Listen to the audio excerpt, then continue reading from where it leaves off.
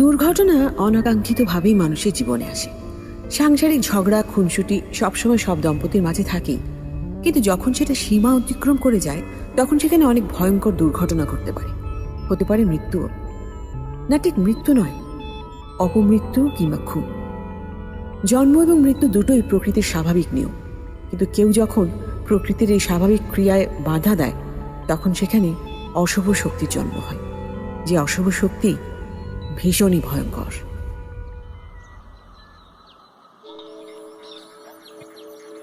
Good morning ভাইয়া। Good morning. এত দেরি করে ঘুম ভাঙলে হবে? কাল রাতে ঠিক মতো ঘুম হয়নি ভাইয়া। ঘটনা কি? শরীর খারাপ করেছে তোর? না ভাইয়া, মানে এমনি। আজকে তাহলে অফিসে আসার দরকার নেই, তুই বাড়িতেই থাক, একটু রেস্ট নে। না না ভাইয়া, আজকে তো আমাদের একটা ইম্পর্টেন্ট মিটিং আছে। ও হ্যাঁ, আমি তো একদম ভুলেই গিয়েছিলাম। আচ্ছা, তুই ফাইলগুলো আমাকে দিয়ে দে, আমি সব দেখে নেবো, সমস্যা নেই। না ভাইয়া, আমিও যাচ্ছি, মিটিংটা অ্যাটেন্ড করেই চলে আসবো আমি। শিওর? হ্যাঁ। আচ্ছা ঠিক আছে, নাস্তাটা শেষ করতে হলে দেরি হয়ে যাচ্ছে।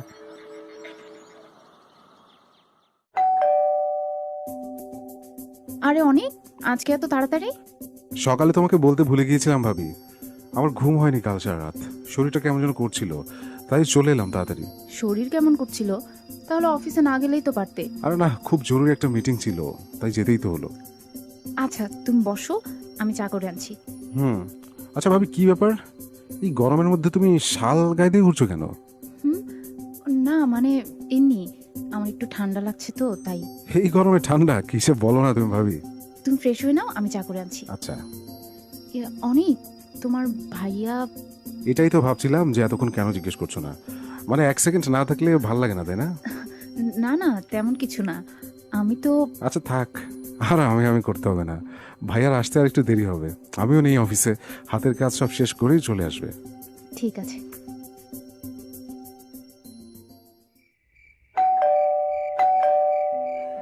এতক্ষণ লাগে দরজা খুলতে? না মানে আমি কি এখন কি সারা রাত দরজায় দাঁড়িয়ে থাকবো নাকি? মানে মানে মানে ভেতরে আসতে দেবে আমাকে? হ্যাঁ হ্যাঁ। আচ্ছা বলছিলাম কি, খাবার কি এখন দিব? তো কখন খাবো আমি? কালকে সকালে। না না ঠিক আছে, আমি খাবার টেবিলে দিচ্ছি।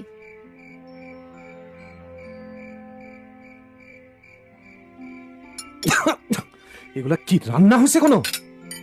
না মানে আজকে আমার শরীরটা একটু খারাপ ছিল তো। সেটা কি আগে থেকে বলা যায় না? বাইরে থেকে খেয়ে আসতাম, চত্ব সব ফালতু। আচ্ছা ঠিক আছে, আমি এখনই রান্না বসিয়ে দিচ্ছি। এসব ঢং আমার ভাল লাগে না, আমার ভাল লাগে না একেবারে, কোনো দরকার নেই। খাওয়াটা তো শান্তি মতন হলো না, এখন অন্তত শান্তি মতো ঘুমাতে চাই। আরে শোনো।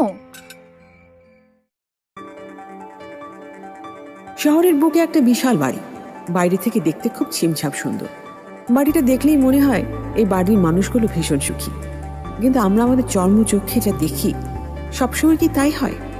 সুখের চাদরে মোড়া কত রঙের কষ্ট যে শহরের বাতাসে উড়ে বেড়ায়, তার হিসেব আমরা কেই বা রাখি। বর্ষার সংসারে 3 জন সদস্য, বর্ষা, তার দেবর, আর যার জন্য সে এই বাড়িতে এসেছে বর্ষার স্বামী হিমেল। বর্ষার যখন এই পরিবারে বিয়ে হয়ে আসে তখন তার শাশুড়ি জীবিত ছিলেন। মূলত শাশুড়ির পছন্দই বর্ষা এই বাড়ির বউ হয়ে আসে। বিয়ের প্রথম রাতে বর্ষা বুঝতে পারে জীবন তার সঙ্গে ভয়ঙ্কর জুয়া খেলা মেতেছে। হিমেল প্রথম দিনে বর্ষার সাথে কুকুরের মতো ব্যবহার করে, কারণটা বর্ষা আজও জানতে পারেনি। তবে প্রচন্ড রেগে গেলে হিমেল মাঝে মাঝে বর্ষাকে বলে তাকে তার একদমই পছন্দ হয়নি। বর্ষার গায়ের রংটা একটু শ্যামলা, তাই শুরু থেকেই বিয়েতে অমত ছিল হিমেলের। কিন্তু হিমেলের মায়ের ভীষণ ভালো লেগে যায় বর্ষাকে। এই বাড়িতে আসার কিছুদিন পরই বর্ষার শাশুড়ি মারা যান।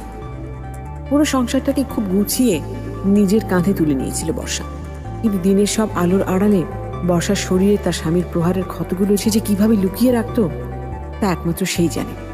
বাইরে সবার কাছে হিমেল একেবারে ফেরেশতার মতো মানুষ, এমনকি অনেকের কাছে। একই বাড়িতে থেকে বর্ষাও কোনোদিন অনেককে বুঝতে দেয়নি রাতে দরজার আড়ালে বন্ধ ঘরে কি হয় তার সাথে। কারণ অনেক তার ভাইকে প্রচন্ড ভালোবাসে, শ্রদ্ধাও করে, কিন্তু কোনো সত্যি অনন্তকাল পর্যন্ত লুকিয়ে রাখা যায় না। সত্য একসময় না একসময় দিনের আলোর মতো পরিষ্কার হয়ে ওঠে।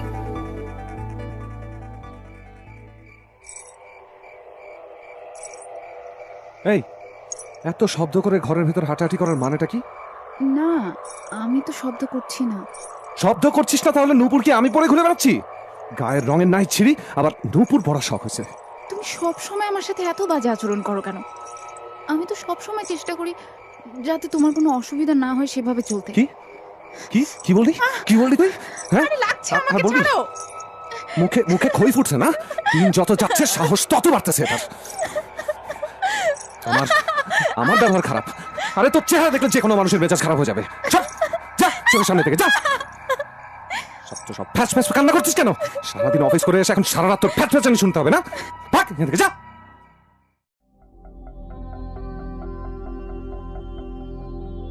হ্যালো, বলো। কি করতেছো? কি আর করব, বসে আছি। শুধু শুধু বসে আছো? না, মুভি দেখছিলাম। আচ্ছা অর্থি, তুমি এত কম কম কথা কেন বলো বলো তো? মানুষের গার্লফ্রেন্ডরা সারা দিন বকবক করতে থাকে, কান ঝালাপালা করে ফেলে একদম। আর তুমি তুমি প্রয়োজন ছাড়া কথাই বলো না কোনো। বেশি কথা বলতে আমার একদমই ভালো লাগে না। আর আমি বলি না তাতে কি হয়েছে? তুমি তো বলো, ব্যালেন্স হয়ে যায়। আমার মাঝে মাঝে মনে হয় তুমি আসলে আমাকে পছন্দই করো না। একদম ঠিক ধরেছো। আমি তোমাকে একদম পছন্দ করি না, আর সেজন্যই তো তোমার সাথে প্রেম করছি। মানে? মানে আমার ইচ্ছা ছিল আমি এমন একজনের সাথে থাকবো যাকে আমি একদম পছন্দ করি না, যে আমাকে ভীষণ পছন্দ করে। এমন অদ্ভুত ইচ্ছা মানুষের হয়? জীবনটা তো খুব ছোট, এই ছোট্ট জীবন নিয়ে যেমন ইচ্ছা তেমন খেলতে হয়। একবার ফুরিয়ে গেলে সব শেষ। তুমি মাঝে মাঝে এত অদ্ভুত সব কথা বলো না অর্থি। আমার মনে হয় আমি তোমাকে একদম চিনি না। হতেই পারে, আমি তো নিজেই নিজেকে চিনি না, তুমি আমাকে চিনবে কি করে বলো? আরে আরে কি হলো? পানি খাও। রুমেও পানি শেষ হয়ে গেছে, নিচে গিয়ে আনতে হবে আমাকে। তো যাও। যাচ্ছি। আচ্ছা শোনো না, আমি বলছিলাম কি, চলো না কোথা থেকে ট্যুর দিয়ে আসি। এর মধ্যে আবার ট্যুর? ভাবি এত রাতে হলে বসে কি করছে? কি? আমি আমি তোমাকে একটু পরে ফোন করছি। কেন, কি হলো হুট করে? ভাবিকে দেখছি হল রুমে একা বসে আছে। এত রাতে? হ্যাঁ সেটাই তো ভাবছি। আচ্ছা ঠিক আছে, দেখো গিয়ে। হ্যাঁ আমি পরে ফোন করছি তোমাকে।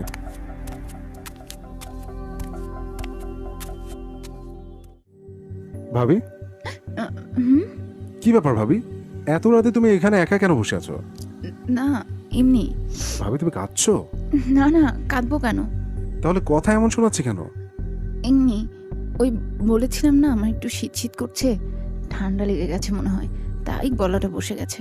আচ্ছা সেটা না হয় বুঝলাম, কিন্তু এত রাতে সব লাইট বন্ধ করে অন্ধকারে এখানে কেন তুমি বসে আছো ভাবি? না মানে আমি। ভাবি কি হয়েছে আমাকে বলো তো, আমার কাছ থেকেও লুকাবে? না না, তেমন কিছু হয়নি। ভাইয়ের সাথে ঝগড়া হয়েছে না? চলো এক্ষুনি ভাইয়ের খবর নিচ্ছি আমি। না না না, তোমার ভাইয়ার সাথে কিছু হয়নি। তাহলে একা একা কেন বসে আছো তুমি? বাড়ির কথা মনে পড়ছে? হ্যাঁ, আসলে অনেকদিন মাকে দেখি না তো। ভাবি এটা কোনো বিষয় হলো? আমি থাকতে তুমি এত ছোটখাটো কারণে মন খারাপ করে কেন বসে থাকবে বলো তো? আমি কালকেই তোমাকে নিয়ে যাবো ভাবি। না না, তোমার ভাইয়া যেতে দেবে না। হ্যাঁ তা অবশ্য ঠিক, তোমাকে ছাড়া তো ভাইয়া থাকতেই পারে না। কিন্তু তুমি চিন্তা করো না ভাবি, ভাইয়াকে আমি আজ রাজি করাবো ঠিকই। কিন্তু বাসায় আমি না থাকলে তোমাদের খেয়াল রাখবে কে? মানে রান্না বান্না। উফ ভাবি, সারাক্ষণ তো আমাদের খেয়াল রাখতেই থাকো তুমি, তাই না? এই কদিন তোমার ছুটি, তুমি গিয়ে ঘুরে আসো একটু, আমরা এদিকে ম্যানেজ করে নেবো। আচ্ছা ঠিক আছে। আর এখন তাহলে আর মন খারাপ করে বসে থেকো না প্লিজ, যাও শুয়ে পড়ো। ঠিক আছে, গুড নাইট ভাবি। Good night.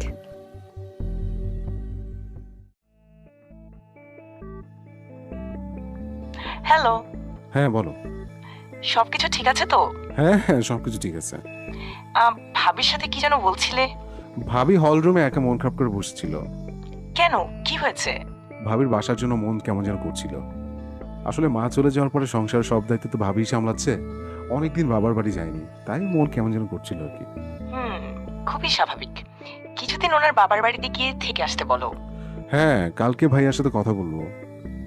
আমি ভাবছি কি জানো, বিয়েটা করেই ফেলি, তাহলে ভাবিরও একটু চাপটা কমে যায়, আর সারাদিন বাড়িতে একাও থাকতে হয় না ভাবির। খুবই ভালো আইডিয়া, করে ফেলো। তাহলে কবে আসবো বলো? কোথায়? তোমাদের বাড়িতে, তোমার বাবার সাথে কথা বলতে। লাভ নেই, আমার বাবা রাজি হবে না। কেন, সমস্যাটা কি?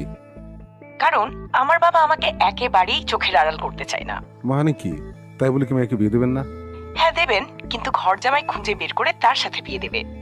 বাহ, কি মহৎ বাবা পেয়েছো তুমি বাবা। শোনো, ওসব কিছু আমি বুঝি না, আমি কিন্তু সিরিয়াস। তুমি আমার কথা বাসায় জানিয়ে দাও। মাকে বলেছি তোমার কথা। কি বলো, কবে বলেছো? আমাকে তো জানাওনি। এই তো কিছুদিন আগে। কি বললেন উনি? মার খারাপ লাগেনি, ইনফ্যাক্ট পছন্দই হয়েছে, কিন্তু বাসায় বাবার ডিসিশনই ফাইনাল ডিসিশন। আরে তোমার বাবাও রাজি হয়ে যাবে, আর একান্তই না হলে তোমাকে নিয়ে পালিয়ে আসবো আমি। ঠিক আছে, আমার তাতে কোনো সমস্যা নেই, কিন্তু পরে বাবা যদি কোনো ঝামেলা করে তাহলে কিন্তু সেসব কিছু তুমি সামলিও। আরে বাবা হ্যাঁ, সেসব তুমি আমার উপরই ছাড়ো তো। ঠিক আছে, এবার তাহলে আমি একটা লম্বা ঘুম দেই। ঠিক আছে, কাল কথা হবে তাহলে। বাই। টাটা।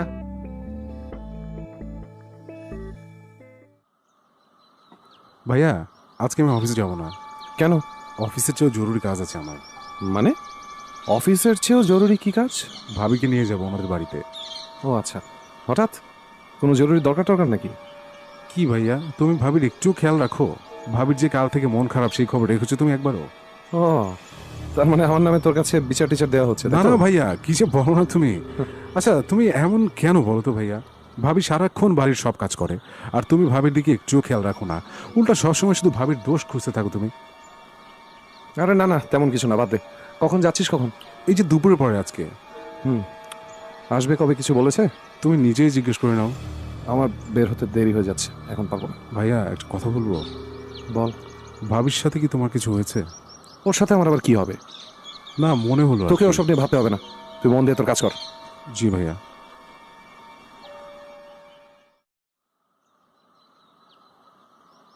অফিসে যাচ্ছ? না, ক্রিকেট খেলতে যাচ্ছি। এই সময় আমি কোথায় যাই? না মানে বলছিলাম কি, আজ একটু বাবার ওখানে যেতে চেয়েছিলাম। অনেক বলেছে আমাকে। সবকিছু ঠিক হয়ে যাওয়ার পর এখন তো আমাকে বলার আর কিছু নেই। না, আমি আগেই বলতে চেয়েছিলাম, অনেক বললো নিজেই বলবে, তাই আমি, তুমি না বললে যাব না। মানে কি কথার? তোমার এখানে থাকা না থাকা আমার জন্য কোনো ম্যাটার করে না। আমি কেন না বলবো? বরং কয়েকদিন একটু শান্তিতে থাকতে পারবো, এটা হচ্ছে বড় কথা। কয়েকটা দিন মানে আমি তো আজই চলে আসবো ভাবছিলাম। তোমার যেখানে ইচ্ছা করে তুমি যাও, যা ইচ্ছা করে তুমি করো। এসব আলগা প্যাচাল পেড়ে আমার অফিসের সময় নষ্ট করার কোনো মানে নেই।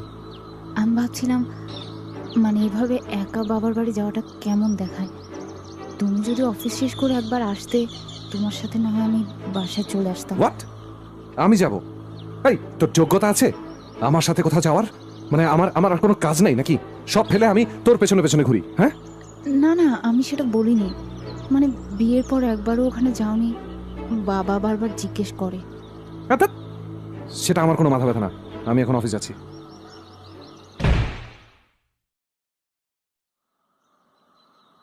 ভাবি তুমি তাহলে থাকো, আমি আসি। আসি মানে কোথায় যাচ্ছ? একটু অফিস হয়ে বাসায় চলে যাবো ভাবি। ঠিক আছে, তাহলে সন্ধ্যার দিকে আবার চলে এসো। সন্ধ্যায়? সন্ধ্যায় কেন ভাবি? আমি তো একা বাসায় যেতে পারবো না। তুমি আজই চলে যাবে? হ্যাঁ, আমি তো থাকার প্রিপারেশন নিয়ে আসিনি। ভাবি এতদিন পরে এলে কিছুদিন থাকবে না? ভাইয়াকেও তো আমি তাই বলে এসেছি। না না, আমি এখানে থাকতে বাসার দেখাশোনা করবে কে? আমি তো এমনি বাবার সাথে একটু দেখা করতে এসেছি, বাবার শরীরটাও নাকি ভালো না, তাই। ঠিক আছে ভাবি, আমি সন্ধ্যা এসে তাহলে তোমাকে নিয়ে যাব। আর শোনো, দুপুরের খাবার সব ফ্রিজে রান্না করা আছে, তুমি একটু কষ্ট করে গরম করে খেয়ে নিও। আহা ভাবি এত চিন্তা করো না তো, তুমি আরামসে থাকো, আমি আসি।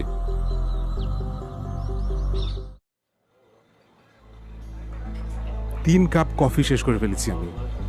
সরি, রাস্তায় গাড়ি নষ্ট হয়ে গেছিল। আচ্ছা আমি কিন্তু সিরিয়াসলি বলছি, তুমি বাসায় কথা বলো। ভাবির আসলে খুব কষ্ট হয়ে যায়। আজকে ভাবিকে বাবার বাসায় দিয়ে গেলাম, ভাবি একটা দিনও থাকতে পারলো না, সন্ধ্যায় আবার চলে আসবে। আর তাছাড়া ইদানিং ভাবির মনটাও ভালো থাকে না। আমি আর ভাইয়া তো সারাদিন বাইরেই থাকি, ভাবি একাই থাকে সারাটা দিন বাসায়। আসলে মা তো একরকম রাজি, বাবাকে ম্যানেজ করাটাই আসল চ্যালেঞ্জ। ঠিক আছে, আমি তাহলে ভাই আর ভাবিকে বলি তোমাদের বাসায় কথা বলতে। হ্যাঁ, সেটা বলতে পারো। আমার মনে হয় ভাইয়া ভাবি এসে যদি কথা বলে তাহলে বাবা রাজি হলেও হতে পারে। আর না যদি রাজি হয় তাহলে প্ল্যান বি তো থাকছি। Plan B? হ্যাঁ, ওই যে তোমাকে নিয়ে পালিয়ে যাব। শোনো, ওসব নাটক সিনেমায় ভাল লাগে। পালিয়ে যাওয়ার যে 101 সাইড এফেক্ট আছে, সেই ব্যাপারে কোনো আইডিয়া আছে তোমার?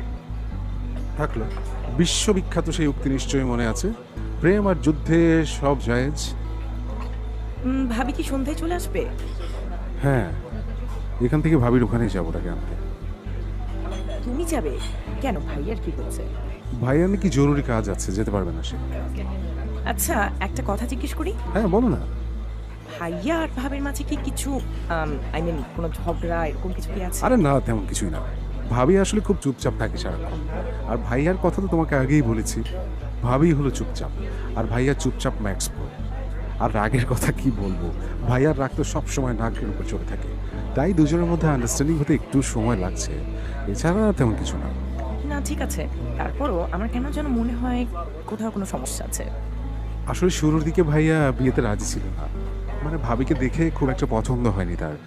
কিন্তু আমাদের বাড়িতে আসার পরে ভাবি এত সুন্দর করে সবকিছু গুছিয়ে নিয়েছে, আমার মনে হয় না এখনো ভাইয়ার মনে ভাবিকে নিয়ে কোনো কনফিউশন আছে। আচ্ছা আমি যাই তাহলে, তুমিও বের হও, ভাবিকে নাকি নিতে যেতে হবে। হ্যাঁ, তা তো যেতে হবেই। শোনো, আমার কথা কিন্তু মাথায় রাখবে তুমি, আমি ভাইয়া ভাবির সাথে কথা বলবো। ঠিক আছে ঠিক আছে।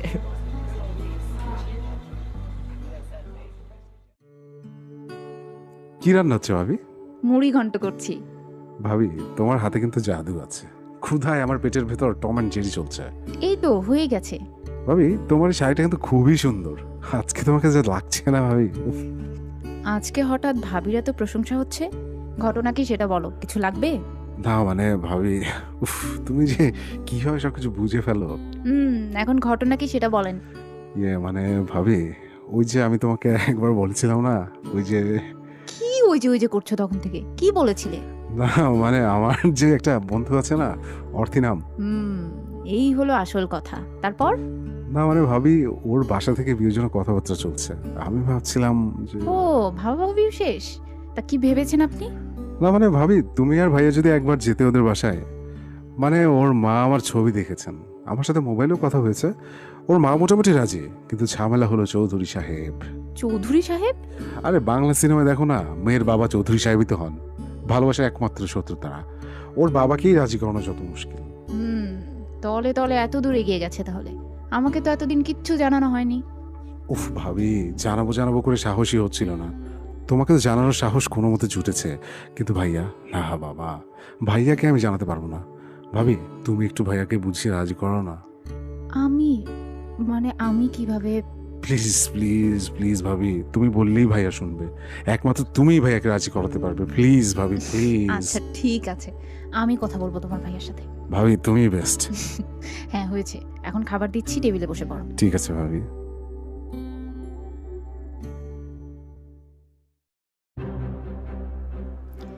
একটু কথা বলার ছিল। কান খোলা আছে, বলো। ওই অনিকের ব্যাপারে। অনিকের ব্যাপারে কি হয়েছে? মানে অনিক একটা মেয়েকে, ওর একটা বন্ধু আছে। আচ্ছা, এইসব মানে কি করতেছো বলো তো? ঠিকঠাক কথা পর্যন্ত বলতে পারো না নাকি? না, অনিক একটা মেয়েকে পছন্দ করে, মেয়েটার নাম অর্থী। আমাকে 2-1 দিন বলেছে অর্থীর কথা। পছন্দ করতেই পারে তো। না, ওই অর্থীর বাসা থেকে বিয়ের জন্য কথাবার্তা বলছিল, তাই অনেক বলছিল যদি আমরা একবার গিয়ে কথা বলতাম। ঠিক আছে, ওকে বলো যে সামনে যে কোনো একটা ছুটির দিন দেখে আমি যাব। আমার জীবনটা তো নরক হয়ে গেছে, অন্তত ভাইটা শান্তিতে থাকুক। ঠিক আছে, আমি তাহলে অনেককে বলে আসি, ও শুনলে খুব খুশি হবে। যা ইচ্ছা তাই করো, যাও। এখন আমার চোখের সামনে থেকে প্লিজ যাও, আমি একটু অফিসের কাজ করছি। যত সব।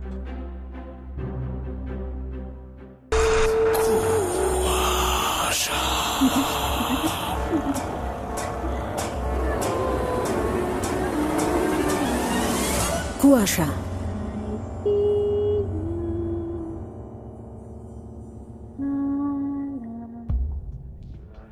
হিমেল তার ছোট ভাইকে ভীষণ ভালোবাসে।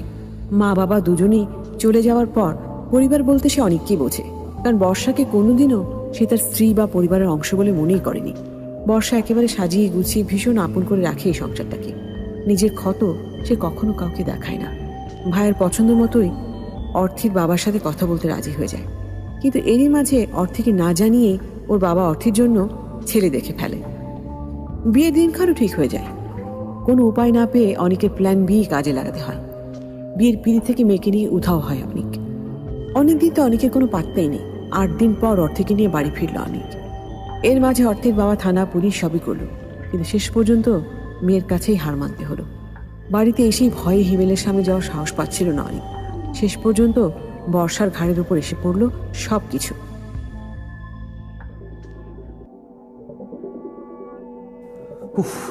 এসব থানা পুলিশের ধার জীবনেও ধারতে হয়নি, এই অনেকের জন্য আজকে এত কিছু।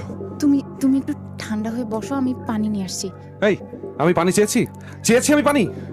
না, সারাদিন বাইরে এত ঝামেলার মধ্যে ছিলে, আমি ঠান্ডা শরবত করে রেখেছি। এইসব ঝামেলার মূল হচ্ছিস তুই। তুই মানে আমি তো তুই তুই লাই দিয়ে মাথায় তুলেছিস ওটাকে। তোকে না সব এসে বলতো? এই কথা নিশ্চয়ই বলেছে না? না না, বিশ্বাস করো আমি এসবের কিচ্ছু জানতাম না। জানতি না? হ্যাঁ, জানতি না? আমাকে কেন মারছো? আমি সত্যি কিছু জানি না। জানিস না? তুই সব জানিস। আমাকে কেন বলিস নাই? কেন বলিস নাই আমাকে? আমি জানলে সত্যি তোমাকে জানাতাম। অনেক আমাকে কিচ্ছু জানায়নি, আমি জানিও না ও কোথায় গেছে। যেদিন থেকে এই বাড়িতে এসেছিস, এই বাড়িটার সুখ শান্তি সব নষ্ট করে ফেলেছিস। যা আমার চোখের সামনে থেকে যা, জাস্ট গেট আউট।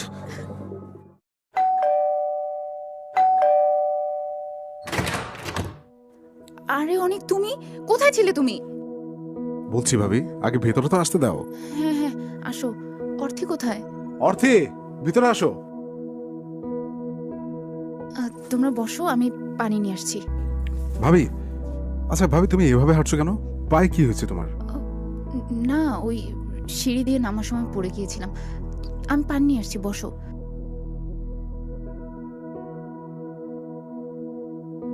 নাও, এবার বলো তো কোথায় হারিয়ে গিয়েছিলে তোমরা দুজন?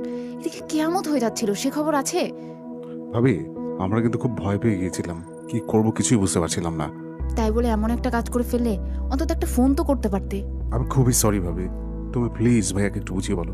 তোমার ভাইয়া অনেক রেগে আছে।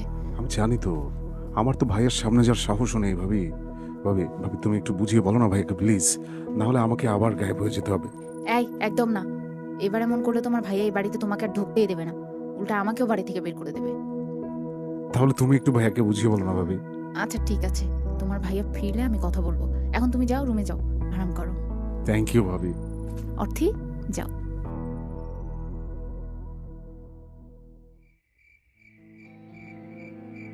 অনেক এসেছে। অনেক এসেছে? কোথায় কোথায় ও? তুমি রেগে যেও না প্লিজ, ও এমনিতেই অনেক ভয় পাচ্ছে। এই, আমি আমার ভাইকে কি বলবো না বলবো তোর কাছে জিজ্ঞেস করতে হবে? তুই তো চাইতেছিস আমার ভাইয়ের সাথে আমার জীবনটা নষ্ট হোক। আরে লাগছে তো, তুমি এভাবে রেগে ওর ঘরে যেও না। অর্থিও আছে, ও কি ভাববে? তুই আমার চোখের সামনে আসবি না, আমার পায়ের রক্ত মাথায় উঠে যায়। বের হ, তুই আমার ঘর থেকে বের হ। আমি যাচ্ছি, কিন্তু তুমি ওকে কিছু বলো না, ওদেরকে মাফ করে দাও প্লিজ। আমি কি করব না করব আমি বুঝবো, তুই আমার চোখের সামনে থেকে যা, দূর হ। শেষ পর্যন্ত সংসারটা শুরু হলো আমাদের। কিন্তু বাবা ভীষণ রেগে আছেন। আরে শ্বশুর আব্বাকে মানানোর দায়িত্ব আমার। খুব দায়িত্ববান আপনি। এজন্যই তো এ কদিন বাড়িতে একবার ফোন করেও জানাওনি। কতবার করে বললাম অন্তত ভাবিকে একবার ফোন করে জানাও।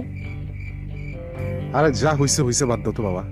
অর্থে শোনো, ভাইয়া কিন্তু খুব রেগে আছে, হয়তো রাগের মাথায় ভাইয়া কিছু বলেও ফেলতে পারে। তুমি কিছু মনে করো না প্লিজ। আরে না না, কি যে বলো।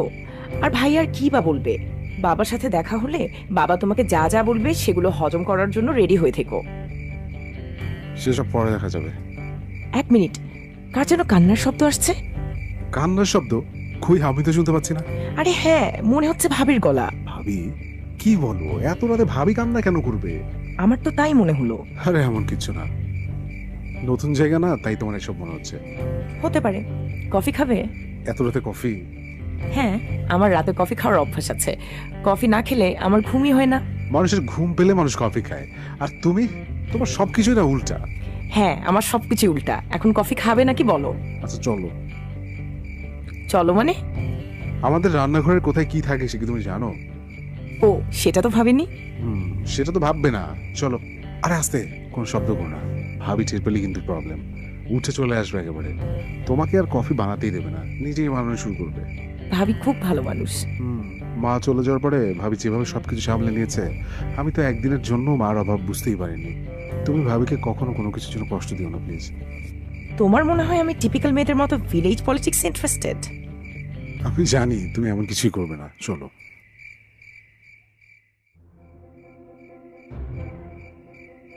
অনেক ভাবি না ওখানে? হ্যাঁ, ভাবি কি তো দেখছি। এত রাতে ভাবি এখানে? অনেক, আমি কিন্তু তোমাকে বলেছিলাম আমি ভাবির কান্নার শব্দ শুনতে পাচ্ছিলাম। আচ্ছা চলো দেখি।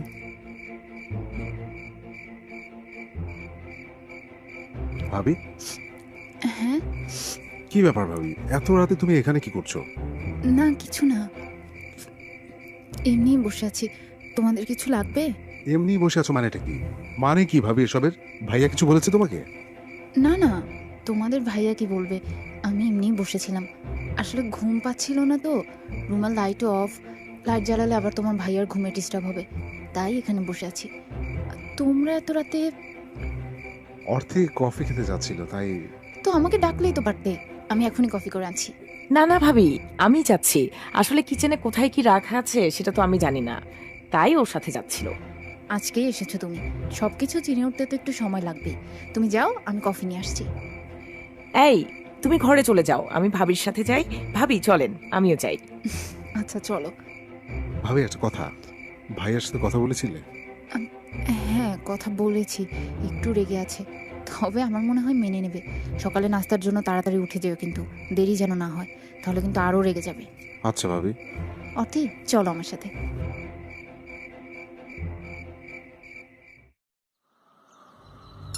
ওরা আসছে, ভয়ে নাস্তার টেবিলে আসতে যাচ্ছিল না। তুমি রাগ করো না প্লিজ, ওরা তো ছোট মানুষ। থাক থাক, হয়েছে, আমাকে আর জ্ঞান দিতে হবে না। আসতে বলো ওদের।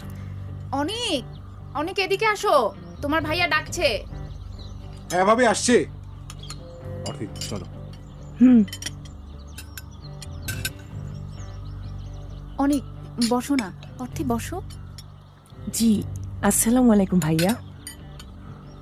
অনেক, জি ভাইয়া। জীবনে কি এইসবই শিখেছিস তুই? আমাদের বাড়ির একটা রেপুটেশন সম্পর্কে কি তুই জানিস না? সরি ভাইয়া, আসলে ওই সময় ঠিক কি করবো আমি বুঝে উঠতে পারছিলাম না। তাই বলে এমন একটা কাজ করে ফেলবি তুই? থাক না। চুপ, তুমি চুপ করো। অর্থি, জি ভাইয়া। তোমার বাবার সাথে যোগাযোগ করেছো? না ভাইয়া, এখনো যোগাযোগ করা হয়নি। তোমার বাবার সাথে যোগাযোগ না করে এখানে চলে আসা কি তোমার ঠিক হয়েছে? থাক না, আমরাই না হয় ওর বাবার সাথে। আমি যখন কোনো কথা বলবো তখন অন্য কারো ইন্টারফারেন্স কিন্তু আমার একদম পছন্দ না।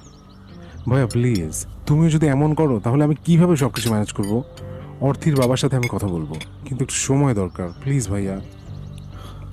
ঠিক আছে, এবারের মতো তোর এই ছেলে মানুষে আমি মাফ করছি, কিন্তু এরপর যা ঝামেলা হবে সেটা তুই একাই সামলাবি। অনেক, আমাকে এসবের মধ্যে একদম টানবি না। একদম না ভাইয়া। ভাইয়া এই কয়দিন আমার জন্য তোমাকে অনেক ঝামেলা পোহাতে হয়েছে। আই এম রিয়েলি সরি ভাইয়া। হয়েছে, হ্যাঁ এখন সবাই নাস্তা করে নাও। ভাবি, আপনিও আজ আমাদের সাথে নাস্তা করেন না?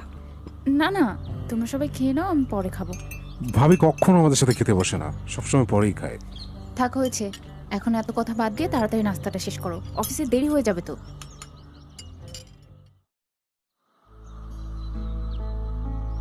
এত বড় বাড়িতে তুমি একা কিভাবে থাকতে বলো তো? আমি হলো তো একদমই থাকতে পারতাম না। নতুন জায়গা বলে এমন মনে হচ্ছে, শুরুতে আমারও এমন মনে হতো, কিন্তু ধীরে ধীরে সব ঠিক হয়ে যায়। এখন তো বাড়ির বাইরে কোথাও গিয়ে একদিন থাকলে অস্থির লাগে। আচ্ছা ভাবি, একটা কথা জিজ্ঞেস করি। বলো না। ভাইয়া খুব রাগী, তাই না? কেন হঠাৎ এই কথা বলছো যে? না, এই কয়দিনে মনে হলো ভাইয়া খুব রাগী মানুষ। হ্যাঁ একটু রাগী বটে, তবে আমি মানিয়ে নিয়েছি।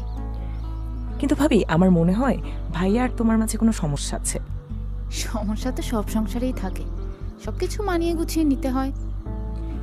আসলে তুমি খুব ভালো মানুষ ভাবি, আমি তোমার জায়গায় হলে কখনো পারতাম না। কেন পারবে না, অবশ্যই পারবে। এই সংসার তো তোমাকেও সামলাতে হবে। আচ্ছা, ওদের অফিস থেকে ফেরার সময় হয়ে গেছে, বিকেলে নাস্তা রেডি করে ফেলতে হবে। ভাবি, আজকে হালুয়া বানাই, আমি খুব ভালো ডিমের হালুয়া বানাতে পারি। বাহ, তাহলে আজকে হালুয়াই বানাবো। তুমি ফ্রিজ থেকে ডিম আর দুধটা বের করে নিয়ে আসো। হ্যাঁ। ভাবি, ভাবি কি হলো তোমার? ভাবি, এখন কি করি আমি? ডাক্তারকে ফোন করতে হবে। হ্যালো হ্যালো, জি ডক্টর, আমি ৭১/১ থেকে বলছি। জি জি জি, ওই বাড়িটাই। আপনি প্লিজ একটু আসতে পারবেন? হ্যাঁ এখনই। জি থ্যাঙ্কস।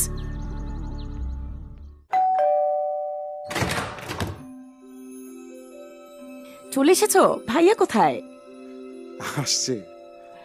আজকে তোমাদেরকে অনেক বড় একটা গুড নিউজ দেব। Good news? কি হয়েছে? আর ভাবিকে দেখতে পাচ্ছি না কেন? ভাবি উপরে ওনার ঘরে। কি গুড নিউজ বললে না তো? আরে ভাইয়া আসুক, সব বলছি। ওই তো ভাইয়া চলে এসেছে। কি ব্যাপার? হ্যাঁ, কি হয়েছে? ভাইয়া আপনার জন্যই তো অপেক্ষা করছিলাম। আমার জন্য? কেন? ভাইয়া, আমাদের বাসায় একজন নতুন মেম্বার আসছে। আরে এরই মধ্যে হয়ে গেল? এই তো সেদিন বিয়ে করলাম আমরা। উফ অনিক, কি যে উল্টাপাল্টা কথা বলো না। আমি আমার কথা বলছি না, ভাবি। কি সত্যি বলছো? ভাবি কোথায়? ভাবি রুমে আরাম করছে। ডাক্তার বলেছেন ভাবিকে আরাম করতে। ভাইয়া, এবার কিন্তু বড় সড়ো একটা ট্রিট দিতে হবে। হ্যাঁ ভাইয়া, চলো না আমরা একটা ট্যুর দিয়ে আসি। হ্যাঁ, ওসব হবে না, পরে, অসুবিধা নেই। আরে ভাইয়া, কোথায় যাচ্ছ তুমি? আরে যাক না, ভাবির কাছে যাচ্ছে। তোমার না জীবনের কোনো বুদ্ধি হবে না। এরপর কিন্তু সিরিয়ালে তুমি আর আমি আছি। হ্যাঁ, কোনো সিরিয়াল নাই, আরো 8-10 বছর অপেক্ষা করো, তারপর দেখা যাবে। 8-10 বছর? একদমই না।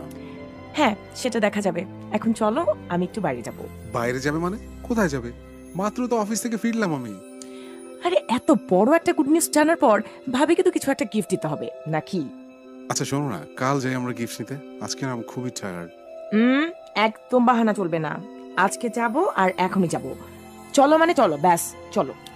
ওকে, কি আর করার, চলেন ম্যাডাম।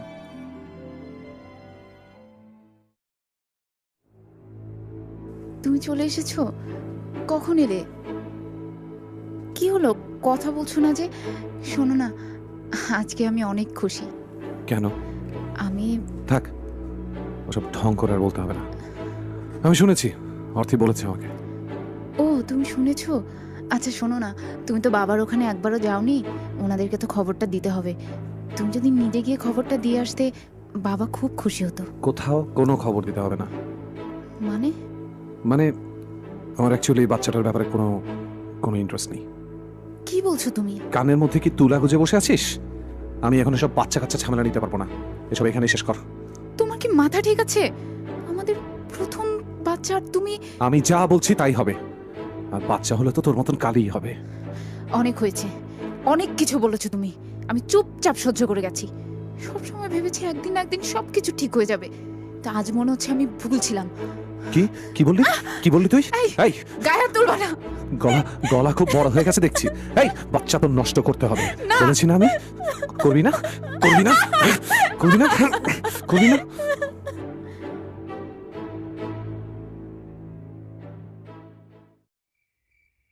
সবকিছু নিয়ে শেষ। সফট টয়েস গুলা কিউট, তাই না?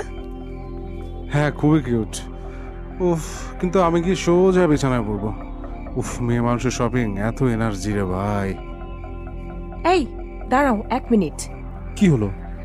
কলিং বেল বাজাচ্ছ কেন? মানে কি? কলিং বেল না বাজলে ভেতরে ঢুকবো কিভাবে? উফ, তুমি কিচ্ছু বোঝো না অনিক। ভাইয়া আর ভাবি নিশ্চয়ই কোয়ালিটি টাইম স্পেন্ড করছে। এর মাঝে কলিং বেল চেপে ডিস্টার্ব করার কোনো মানে হয় বলো? আমার কাছে এক্সট্রা চাবি আছে, দাঁড়াও।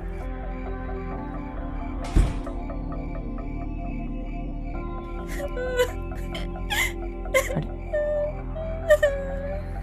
ভাবির গলার আওয়াজ না? হ্যাঁ, চলো তো তাড়াতাড়ি চলো। তুই তুই আমার জীবনটা শেষ করে দিয়েছিস। ভাইয়া, কি করছো তুমি? ভাবি, ভাবি ওঠো, ওঠো ভাবি। এসব কি হচ্ছে ভাইয়া? ভাবি কি তুমি? তোরা তোরা নিজের ঘরে যা। অর্থি, তুমি যাও। এসব কি বলছেন ভাবি? ভাইয়া, এই অবস্থায় আপনি কিভাবে ভাবির গায়ে হাত তুলতে পারলেন? এই মেয়ে, এই 2 দিন হলো এই বাড়িতে এসেছো আর আমার উপর দিয়ে কথা বলা শুরু করে দিয়েছো তুমি। ভাইয়া, অনেক হয়েছে। আর একটা কথাও যদি বলো আমি ভুলে যাবো তুমি আমার বড় ভাই। ভাবি, তুমি চলো আমাদের সাথে। অর্থি, ভাবিকে নিয়ে চলো। চলো ভাবি।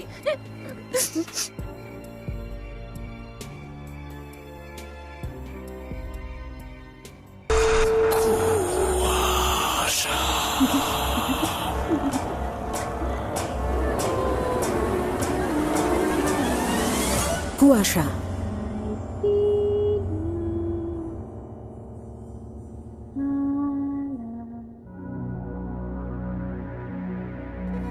সেদিন প্রথম অনেক জানতে পারলো তার ভাই প্রায় রাতই বন্ধ দরজার আড়ালে বর্ষার উপর অমানবিক অত্যাচার করে। লজ্জায় বর্ষার সামনে মুখ দেখাতে পারছিল না অনেক। যে ভাইকে সে এত শ্রদ্ধা করত, সেই ভাইয়ের এমন রূপ কিছুতেই মেনে নিতে পারছিল না অনেক। অর্থের শুরু থেকে সন্দেহ হয়েছিল, কিন্তু বর্ষা কোনো দিন কিছুই বুঝতে দেয়নি। সেদিনের পর থেকে বর্ষার উপর অত্যাচার যেন আরো বেড়ে গেল। অর্থী আর অনেকের সামনে আরো অনেকদিন বর্ষার গায়ে হাত তোলে হিমেল। অনেক অনেক চেষ্টা করে নিজের ভাইকে বোঝানো, কিন্তু হিমেলের এক কথা, এই সন্তান সে রাখতে চায় না। কিন্তু বর্ষা মুখ বুঝে সবকিছু সহ্য করতে থাকে। এই সংসার থেকে বর্ষার একমাত্র প্রাপ্তি এই সন্তান। সে কিছুতেই তার সন্তানের কোনো ক্ষতি হতে দেবে না। এভাবে 6টা মাস কেটে গেল। বর্ষার শারীরিক অবস্থা দিন দিন খারাপ হতে থাকলো। অর্থী যথাসাধ্য চেষ্টা করছিল বর্ষার খেয়াল রাখার, কিন্তু হঠাৎ একদিন অর্থের বাড়ি থেকে ফোন এলো। অর্থের বাবার শরীর ভীষণ খারাপ, তাই তাকে বাবার বাড়ি যেতে হবে।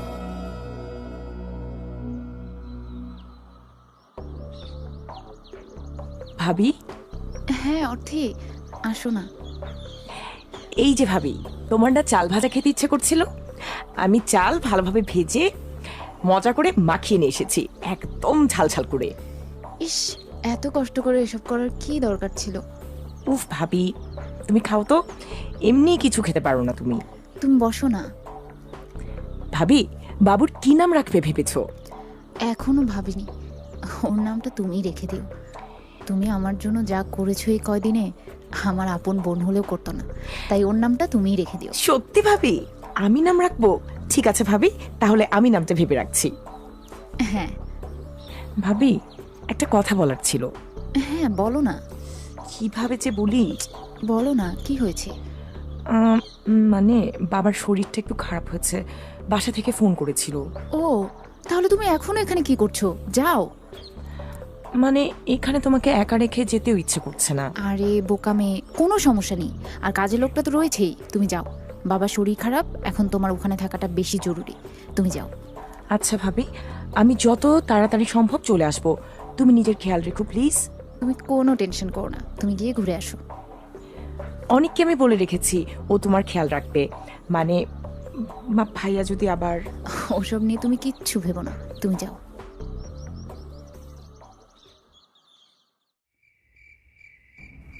ভাবি, তোমার শরীর কেমন আজকে?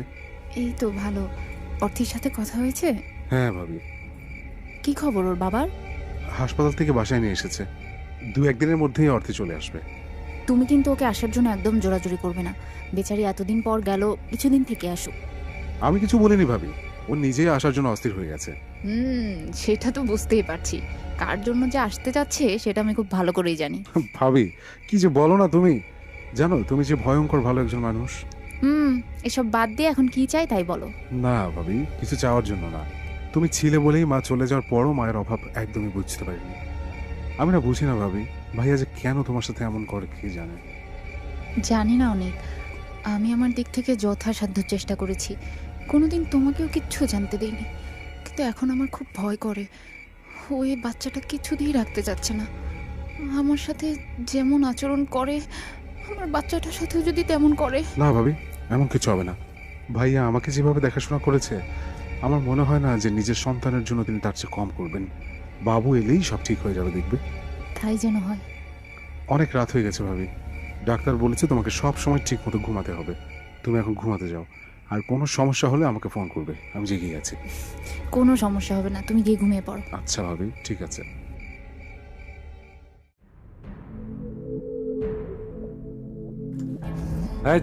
তুই আবার এসেছিস আমার ঘরে? আমার ওষুধগুলো রাখা আছে, সেগুলো নিতে এসেছিলাম। তোকে না কতবার বলেছি তোর মুখ আমাকে দেখাবি না। কি করছো? তোর এই বাচ্চা আমি চাই না। আজকে তোদের দুটাকে একসাথে আমি একদম শেষ করে দেবো। লাগছে আমার, আমাকে ছাড়ো। তোমার পায়ে ধরছি, আমাকে আর মেরো না। ভাবি, ভাবি কি হয়েছে? ভাইয়া, ভাইয়া কি করছো তুমি? আমি সর এখান থেকে, আজকে আমি ওকে মেরে ফেলবো। ভাইয়া, ভাইয়া ছাড়ো, মরে যাবে তো, ছাড়ো। তোর এত লাগে কেন? হ্যাঁ, এই বাচ্চা আমার না, এই বাচ্চা তোর না। ভাইয়া কি বলছো তুমি? তোমার মাথা ঠিক নেই। ছাড় আমাকে। ভাইয়া,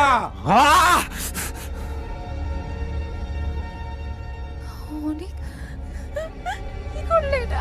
ভাইয়া, ভাইয়া, ভাবি আমি তো শুধু ভাইয়াকে থামানোর চেষ্টা করছিলাম। ভাইয়া, আমাকে মারলে মারুক, তুমি এসবের মধ্যে কেন এলে? এখন কি হবে? ভাবি, ভাবি তো মাথা ঠান্ডা করো। দেখো ভাবি, যা হয়েছে হয়েছে, কিন্তু এখন জানাজানি হলে আমাদের দুজনকে কিন্তু পুলিশ ধরে নিয়ে যাবে। তাহলে এখন লাশটাকে গুম করে দিতে হবে ভাবি। আরে কি বলছো এসব তুমি? আমাদের হাতে আর কোনো উপায় নেই, আমাদেরকে করতেই হবে ভাবি। অর্থে কালকেই চলে আসবে, আর তার আগেই সবকিছু করতে হবে আমাদেরকে। অর্থকেও কোনো কিছু জানতে দেওয়া যাবে না। ভাবি, ভাবি, তুমি ধরো ধরো।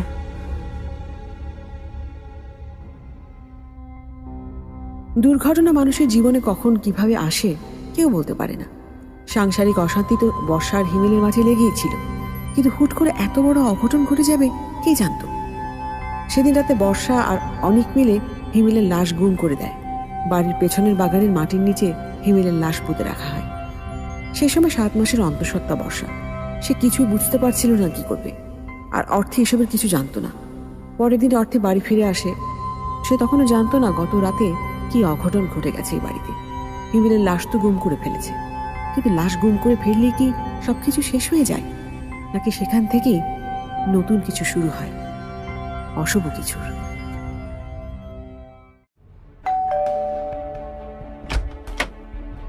অর্থি, তুমি চলে এসেছো? হ্যাঁ ভাবি, আমি তো কালকেই চলে আসতে চেয়েছিলাম, কিন্তু বাবা আসতেই দিল না। ভাবি, তোমার কি হয়েছে?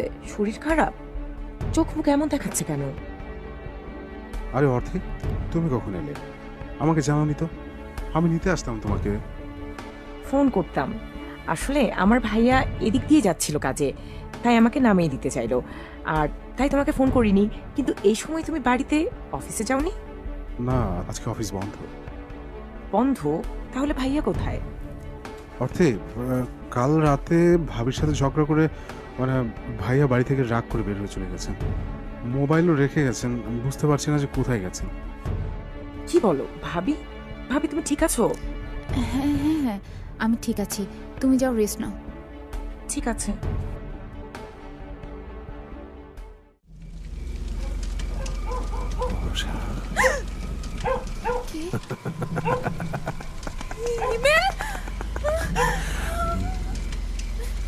এত সহজে তো আমি যাবো না। চুপ, আমাকে এভাবে মেরে শান্তিতে থাকবি?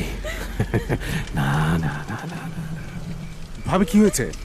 অনেক অনেক ইমেল। ভাইয়া, তুমি কি বলছো এসব? ভাবি, আমি ঠিকই বলছি, ও এসেছিল। ভাইয়া কিভাবে আসবে? ভাবি, এটা সম্ভব না। তুমি নিশ্চয়ই ভুল দেখেছো। না, আমি ভুল দেখিনি। ভাবি ভাবি ভাবি ভাবি, অর্থে চলে এসেছে। এখন যদি তুমি এসব করো তাহলে ও সব কিছু টের পেয়ে যাবে। আমাদের খুবই বিপদ হবে। ভাবি প্লিজ, তুমি একটু শান্ত হও। কি হয়েছে? কি হয়েছে ভাবি? আরে কিছু না অর্থে, আসো। ভাবি খারাপ স্বপ্ন দেখছিল। ভাবি, ভাবি তুমি ঠিক আছো? আমি আজ রাতে তোমার সাথে ঘুমাচ্ছি, ঠিক আছে? হ্যাঁ, তুমি এখানেই ঘুমাও আজকে, আমি যাই।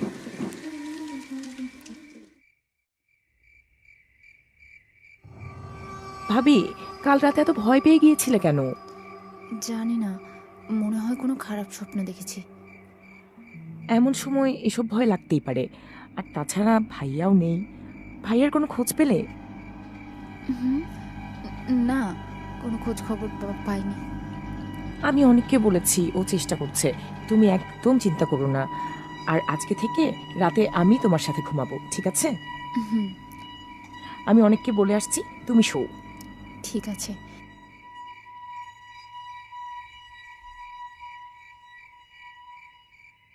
আমি এসে গেছি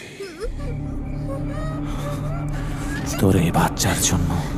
এই সব কিছু হয়েছে। আমি না ওকেও নিয়ে যাব। না না, আমাকে ছাড়ো। অর্থি, এই অর্থি, ওঠো। অর্থি, কি হয়েছে ভাবি? এটা কে? আমি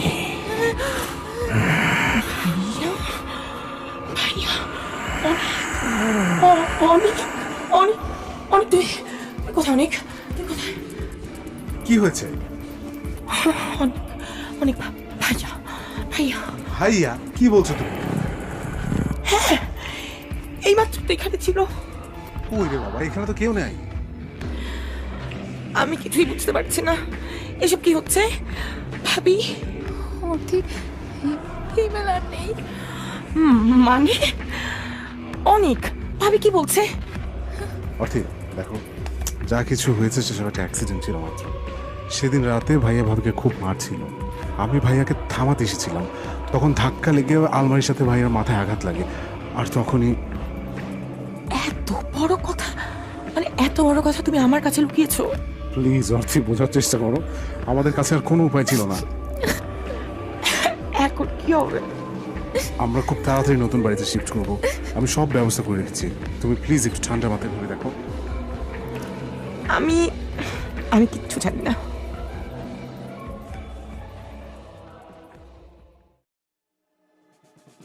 ভাবি, আমি অনেক ভেবে রেখেছি, যা কিছুই হয়েছে কেউ ইচ্ছে করে কিছুই করেনি।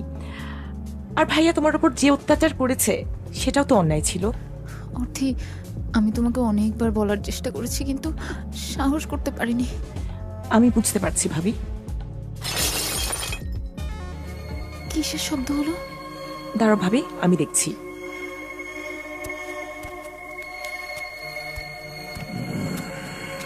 এসো এসো, তুমিও ওদের দলে চলে গেলে, তাহলে তো তুমিও বাঁচতে পারবে না। ভাবি, কি হয়েছে অর্থি? অর্থি, ভাবি, ভাবি আমাকে বাঁচাও, ভাবি আমাকে বাঁচাও, আমাকে বাঁচাও ভাবি। তুমি তুমি আমাকে মেরে ফেলো, ওকে ছেড়ে দাও। তোকে তো আমি মারবই, তো আগে ওকে শেষ করি। অর্থি, অর্থি, চুলাটা জ্বালিয়ে দাও।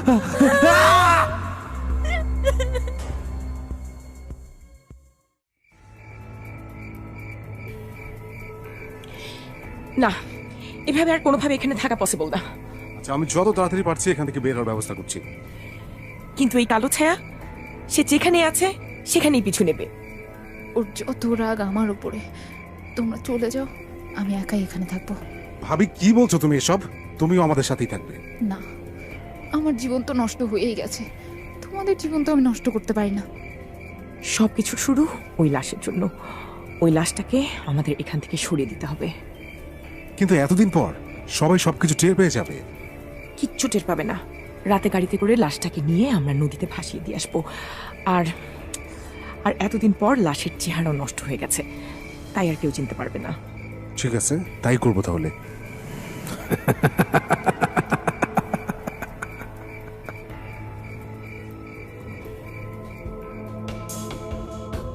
মাটি খুঁড়ে হিমেলের পচা গলা লাশ আবার বের করা হলো। বস্তায় ভরে নদীতে লাশটা ভাসিয়ে দিল অনেক। লাশটা ভেসে কোথায় চলে গিয়েছিল সেই খবর কেউ জানে না। অনেক, অর্থী আর বর্ষাও বাড়িটা পাল্টে ফেলল। কিছুদিন পরই বর্ষার সন্তান পৃথিবীতে এলো, কিন্তু সেই সন্তানের মাঝে ফিরে এসেছে হিমেলের প্রেতাত্মা।